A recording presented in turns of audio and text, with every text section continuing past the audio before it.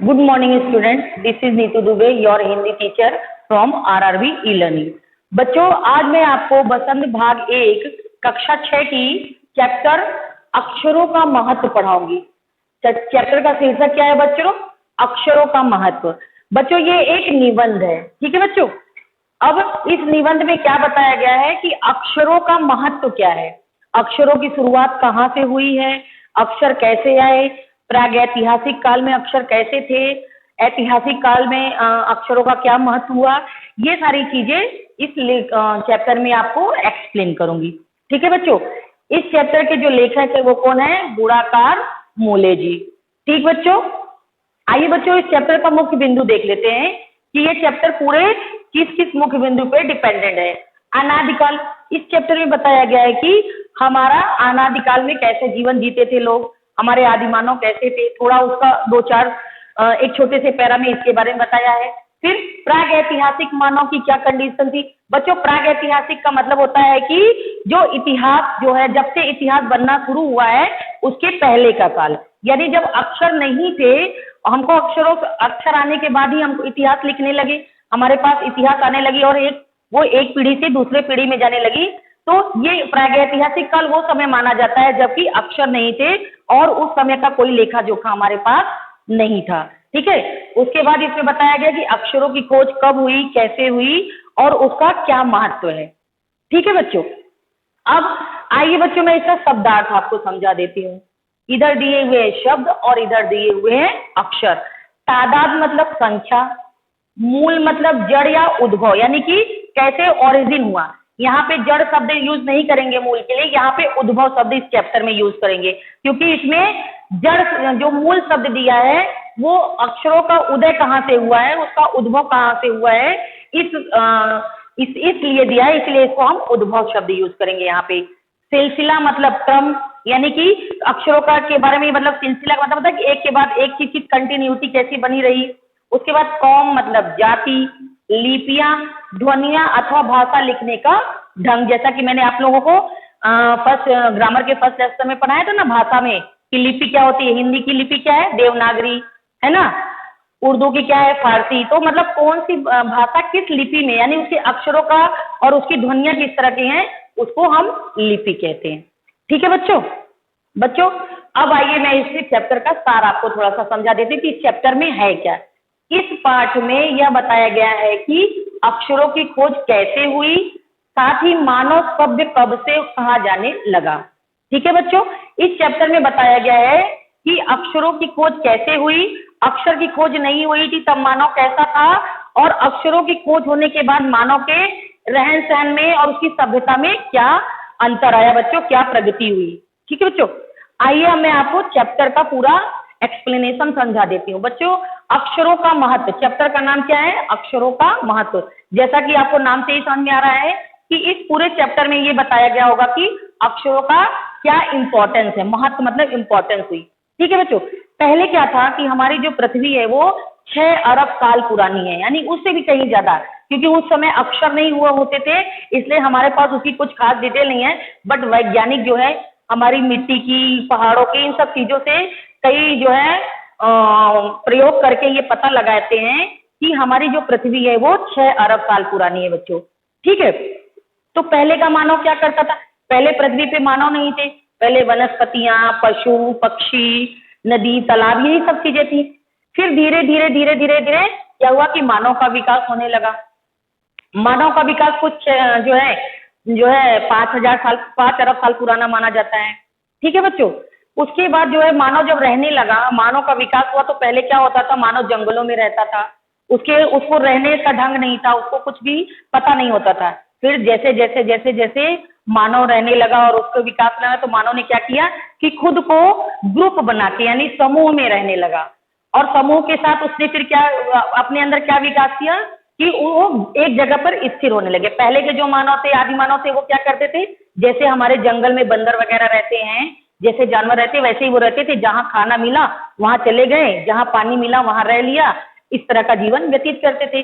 लेकिन जब धीरे धीरे सभ्यता आगे बढ़ती गई तो मानव ने क्या जो है अपने आप को समूह बनाकर रखना स्टार्ट कर दिया और धीरे धीरे गांव बसने लगे।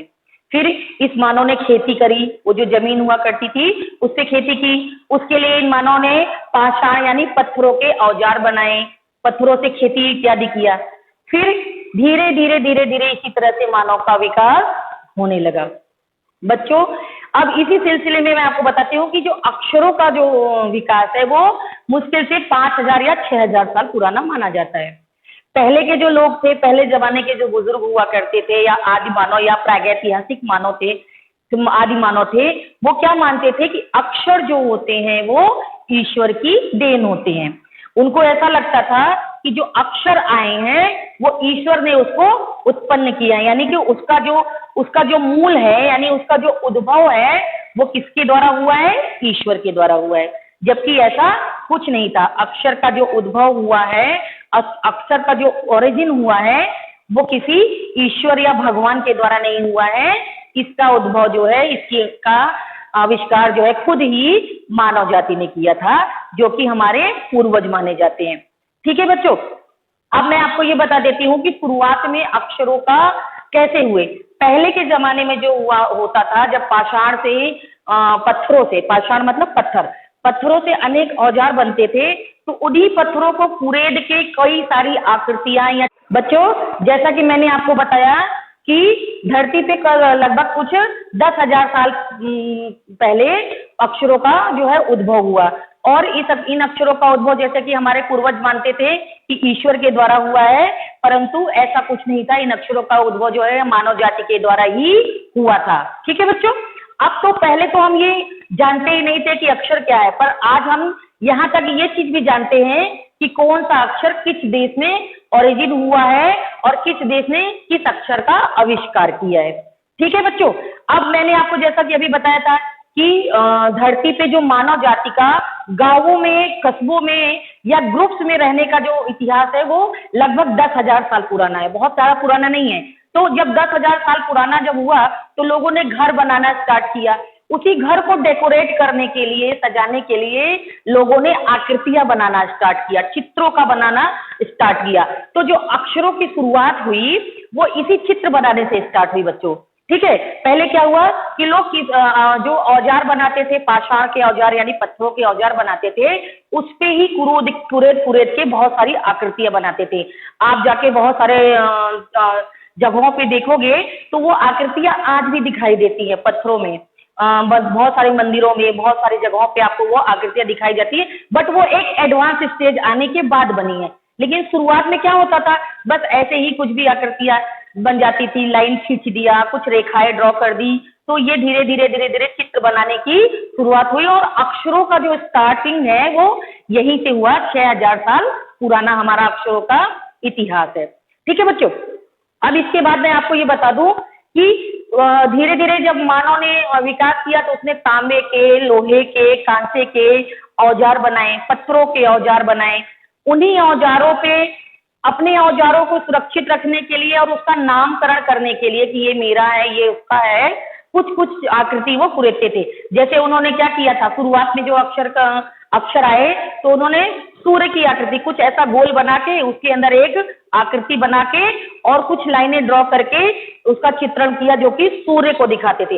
अब वो जो आदि मानव थे, प्रागैतिक मानव थे, जो अक्षरों का जब स्टार्ट हुआ, उन्होंने क्या किया कि इन्हीं चिन्हों के द्वारा अपने भावों को वो एक्सप्रेस करते थे, यानी अपने भावों को वो एक से दूसरे तक पहुंचाते थे। अगर उनको सूर्य, अब फिर उसके बाद क्या हुआ, सूर्य जब बन गया तो सूर्य की तपिश को, गर्मी को, ठंडी को वो इन्हीं चित्रों के द्वारा धीरे धीरे एक दूसरे तक पहुंचाने लगे। इसी प्रकार अक्षरों चित्रों के द्वारा, चित्रण के द्वारा धीरे धीरे अक्षरों का विकास हो गया। ठीक है, अब चारों तरफ जो रेखाएं बनने से और एक गोल ऐसी आकृति बनने से और चारों तरफ रेखाएं होने से वो सूर्य का आकृति हो गई, और वो जो रेखाएं थी उसकी किरणों की घोतक हो गई। इसी तरह ताप, धूप, है ना, चंद्रमा आदि संकेत ये लोग अक्षरों के द्वारा बनाने लगे। तब जाकर काफी बाद में आदमी ने अक्षरों की यानी अल्फाबेट की, वर्णों की खोज की। ठीक है बच्चों, अक्षरों की खोज के सिलसिले को शुरू हुए मुश्किल से, मैंने अभी कितना बताया कि 6000 साल पुरानी, जबकि हमारी धरती कितने साल पुरानी है? 5 या 6,000 अरब साल पुरानी है। ठीक है बच्चों, आइए अब मैं आपको इसके आगे का बताती हूँ। अब बच्चों अक्षरों की खोज के साथ नए युग की शुरुआत हुई। बच्चों अक्षरों की खोज के साथ नए युग की शुरुआत हुई। आदमी क्या होने लगा, धीरे धीरे अपना हिसाब किताब रखने लगा। जैसा कि मैंने अभी आपको बताया कि वो अपने औजारों को सुरक्षित रखने के लिए, अपनी वस्तुओं को सुरक्षित रखने के लिए उससे एक चित्रण बना देते थे, एक चित्र बना देते थे, या घरों को खोजने के लिए भी ऐसा किया जाता था। ठीक है बच्चों, तो वो क्या करते थे, अपने घरों में कोई एक आकृति ड्रॉ कर देते थे, जिससे उनको पता चल जाता था कि ये इसका घर है, ये इसकी वस्तु है, ये इसका चीज है, या ये एक गांव है, क्योंकि तब तक गांवों का निर्माण पूरी तरह से हो चुका था। आदि मानव को ये अच्छे से आ गया था, ये सभ्यता आ चुकी थी पूरी तरह से कि गांवों में रहना है और कैसे घरों में परिवार के साथ रहना है। ठीक है बच्चों, अब इसी से धीरे धीरे जैसे जैसे अक्षरों की खोज होती गई, वैसे वैसे मानव सभ्य होता चला गया। जब वो सभ्यता की ओर आगे बढ़ता चला गया, उसने सबसे पहले क्या करना स्टार्ट किया कि हिसाब किताब रखना शुरू किया। अक्षरों के द्वारा उसने, चित्रों के द्वारा पहले तो हिसाब किताब रखना शुरू किया। फिर जब अक्षर आ गए अस्तित्व में, अक्षरों का उद्भव हो गया, तो उन्होंने लिख कर हिसाब किताब उसकी पुस्तकें बनाना स्टार्ट कर दिया। बच्चों अब आप सोचोगे कि पहले जमाने में तो पुस्तक हुआ नहीं करती थी, कॉपियां हुआ नहीं करती थी, तो मैं आपको बता दूं कि पहले के जमाने में पत्तों के ऊपर लोग अपने अक्षरों को लिखा करते थे। सूखे पत्तों पे, पल्लवों पे लिख के, पल्लव मतलब पत्ते होते हैं, पल्लवों को लिख देते थे और उसी को लिख के उसी को रख देते थे। उसी को आगे की जनरेशन में जो है वो चीजें जाती थी। जैसे कि आपने वेद व्यास हो गए, हमारे तुलसीदास, ये सब लोग जो तो क्या थे, ये पत्तों पे लिखते थे। ठीक है बच्चों, अब प्रागैतिहासिक काल जब हुआ, अब प्रागैतिहासिक काल का मैंने अभी आपको मतलब समझाया था कि वह काल जब हमको जो है इतिहास लिख नहीं सकते हैं, उसके पहले का काल। और ऐतिहासिक काल बोला जाता है जो हम अक्षरों के द्वारा लिख लिए, और कौन से राजा हुए, उनकी मृत्यु कब हुई, कब जन्म हुआ, कब कैसा हुआ, और कौन से रामायण महाभारत, ये सारी चीजें धीरे धीरे अक्षरों के क्रमबद्ध स्वरूप में वाक्यों में लिखी जाने लगी। तो ये क्या कहलाने लगी, इतिहास कहना लगी। अब बच्चों मैं आपको चैप्टर पे आके बताती हूँ कि अक्षरों का महत्व क्या है। अभी तक तो मैंने आपको बताया कि मानव सभ्यता क्या थी, अक्षर कैसे थे, फिर ऐसे अक्षर कैसे आए। अब मैं ये बताती हूँ कि अक्षरों का महत्व क्या हुआ। अक्षरों के आने से क्या हुआ, मानव धीरे धीरे क्या होने लगा, अपने आप को सभ्य बनाने लगा। उसने अपनी चीजों का हिसाब किताब रखना स्टार्ट कर दिया। आज जो चीजें चल रही है, अभी क्या होता है, आज जो चीजें होती हैं जैसे अकबर, बीरबल, है ना, शाहजहां, महात्मा गांधी, इंदिरा गांधी, सरोजनी नायडू, इन सब के बारे में आपको कैसे पता है, क्योंकि इसको किसी व्यक्ति ने इतिहास में लिख के रखा है। तो वो आज अगली जनरेशन से पिछली जनरेशन से, सॉरी बच्चों, पिछली जनरेशन से अगली जनरेशन में आई। अब आज जो कंप्यूटर्स हैं उसमें फीड है, अभी आप गूगल पे चले जाओ तो आपको सारी चीजें मिल जाती हैं। क्यों मिल जाती है, किसी ने उसको लिख के रखा था तभी तो मिल जाती है ना। तो अक्षरों का यही महत्व हुआ। जब अक्षर जो है उद्भव हुआ, अस्तित्व में आए, तो मानव सभ्यता का विकास हुआ। लोग धीरे धीरे लिखने लगे। अब आपको मैंने भाषा वाले चैप्टर में पढ़ाया था ना कि अक्षरों जो भाषा होती है वो किस तरह की होती है, मौखिक भाषा और लिखित भाषा। तो जब अक्षर आए तो किस भाषा का विकास हुआ, लिखित भाषा का विकास हुआ। सबसे पहले लोग क्या करते थे, लिख कर अपनी भावों को एक व्यक्ति से दूसरे व्यक्ति तक पहुंचाने लगे। फिर धीरे धीरे और विकास हुआ।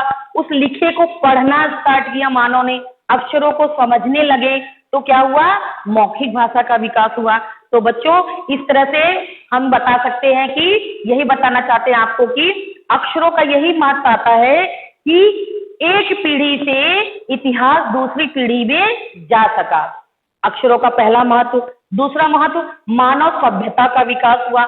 मानव को समझ में आने लगा कि हमको अपना हिसाब किताब कैसे रखना है, हमको अपनी चीजें कैसे सहेजनी है, हमें अपना इतिहास कैसे सजोना है। यही सारी चीजें इस लेसन में हैं। बच्चों यह महत्व अक्षरों का और उनके बनी हुई लिपियों का है। मतलब लिपि का मतलब जैसा कि मैंने अभी यहाँ पे बताया, लिपियां क्या होती हैं। अब बच्चों जब हमने वर्ण बनाए तो कुछ बोलते हैं, जैसे क, हमने क बोला, इससे एक ध्वनि निकलती है। तो इस ध्वनि को जब लिखने के स्वरूप में डाल दिया जाता है तो वो क्या आ जाता है, भाषा के रूप में आ जाता है, तो वो क्या कहलाता है, लिपि कहलाता है। तो अक्षरों के बाद क्या हुआ, लिपि का उद्भव हुआ। लिपि, हर भाषा अलग अलग भाषाएं आने लगी। चित्रों के द्वारा उन्होंने, जैसे अभी सूर्य का ऐसा किया तो फिर उसने ओ का आकार ले लिया, या क का आकार ले लिया, या अंगा का आकार ले लिया। इसी तरह अलग अलग भाषाओं में अलग अलग लिपि आने लगी, जैसा कि मैंने आपको भाषा के चैप्टर में समझाया था। ठीक है बच्चों, अब मैं आपको एक बार और बता देती हूँ कि आज के टॉपिक क्या है। आज का टॉपिक है अक्षरों का महत्व, पाठ 5, कक्षा 6 वसंत भाग 2 के लिए। इस पाठ का सार क्या है कि इस पाठ में बताया गया है कि अक्षरों की खोज कैसे हुई, साथ ही मानव सभ्य कब हुआ, कहा जाने लगा, और अक्षरों का महत्व क्या है। ठीक है बच्चों, इस कक्षा 6 की पाठ में कौन कौन से मुख्य बिंदु है, अनादिकाल यानी पुराने जमाने आदि मानव के बारे में बताया गया, फिर आदि मानव के अक्षरों के पहले के मानव के बारे में बताया गया, और उसके बाद जब अक्षर आ गए तो उस तरह उसके बाद जो मानव सभ्यता कैसे आगे बढ़ी और उसका महत्व क्या हुआ, और अक्षरों की खोज कब, कैसे, कितने साल पहले हुई। ठीक है, अब उसके बाद मैंने आपको इस वीडियो में और क्या बताया, शब्दार्थ बताए बच्चों। तादाद यानी संख्या, मूल मतलब जड़ या उद्भव, सिलसिला मतलब क्रम, कौम मतलब जाति, लिपियां ध्वनि अथवा भाषा लिखने का ढंग। ठीक है बच्चों, अब आपका ये चैप्टर आपका यहीं पे खत्म होता है। Thank you.